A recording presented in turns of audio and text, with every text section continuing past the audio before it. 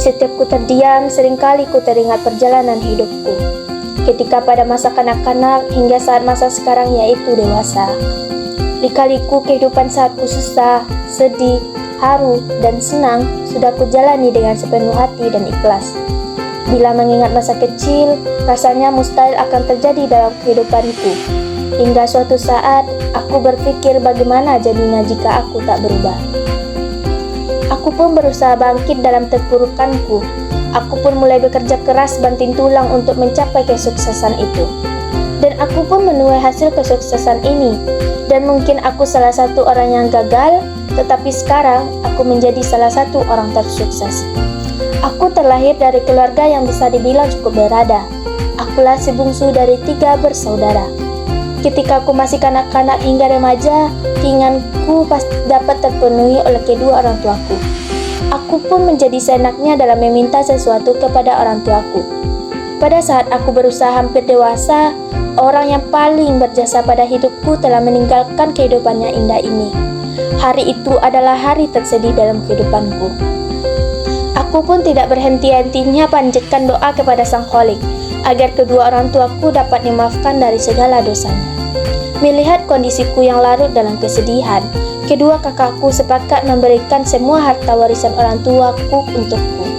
Mereka berdua mengikhlaskan seluruh harta warisan orang tuaku untukku, karena mereka sudah hidup dalam kondisi mapan dan tak mempermasalahkannya jika aku yang mewarisi seluruh harta warisan orang tuaku. Mereka berdua memandang bahwa aku masih sangat membutuhkan biaya untuk kehidupan dan sekolahku. Aku pun senang bukan kepalang, karena di umurku yang masih muda ini, aku diberikan seluruh harta warisan orang tuaku.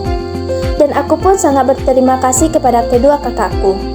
Karena umurku yang masih muda dan masih labil dalam mengatur keuangan, tanpa pikir panjang lagi, aku pun memutuskan untuk tur hijrah ke negeri orang, tanpa memikirkan bagaimana kehidupanku ke depannya dan dampaknya. Dalam pikiranku hanya yang penting keinginanku tercapai. Negara pertama yang kupilih untuk ku datangi adalah negara yang terletak sangat dekat dengan negara tercinta ini, yaitu negara dengan ikon air mancur berbentuk kepala singa. Di sanalah aku menghabiskan waktu selama seminggu untuk bersenang-senang, dan aku sudah bisa sedikit menghilangkan rasa sedihku. Setelah aku bermain cukup lama dan kesana kemari, aku pun pulang ke Indonesia. Sesampainya di Indonesia, aku berpikir untuk melakukan sebuah pekerjaan untuk memenuhi kebutuhan hidupku. Dikarenakan uang yang diberikan oleh kakakku sudah hampir habis digunakan untuk bermain dan membeli banyak barang.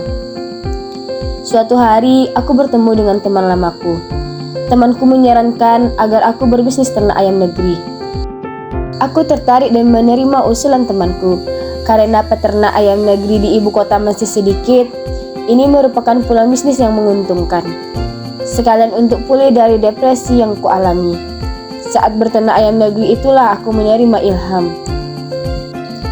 Aku sering sekali mencermati kehidupan ayam. Ayam tak punya akal tetapi tetap bisa mencari makan dan menyambung hidup. Manusia seperti dia yang dikaruniai akal tentunya lebih bisa. Namanya juga berdagang, ada kalanya pelanggan kurang puas dengan pelayanannya. Tetapi aku segera memperbaiki pelayanan mereka, sehingga bisnisku bertambah ramai. Selain peternakan ayam, aku juga mulai menambah bisnis swalayan dengan cara pembeli tetap orang asing sekitar tempat tinggalku. Aku juga menambah ide bisnis seperti hortikura, mengelola dan menyediakan sayur mayur untuk orang asing di Indonesia, khususnya di dekat daerah tempat tinggalku, dan ingin menyediakan hingga seibu kota. Aku percaya akan filosofi kesuksesan bahwa sukses tidaklah diraih secepat kilat, seperti membalikkan telapak tangan, tetapi harus berproses, bahkan harus dihadapkan dengan kegagalan demi kegagalan. Perjalanan berusaha tidak semulus yang dikira. Aku sering jungkir balik kaki jadi kepala, kepala jadi kaki memperjuangkan usahaku agar terus maju dan berkembang. Tidak lupa berdoa, bertawakal, dan mendekati diri kepada Sang Khalik dengan diberi keberkahan dan kelancaran. Uang bukanlah nomor satu, yang terpenting adalah kemauan. Komitmen berani mencari dan menangkap peluang serta melakukan tindakan yang benar.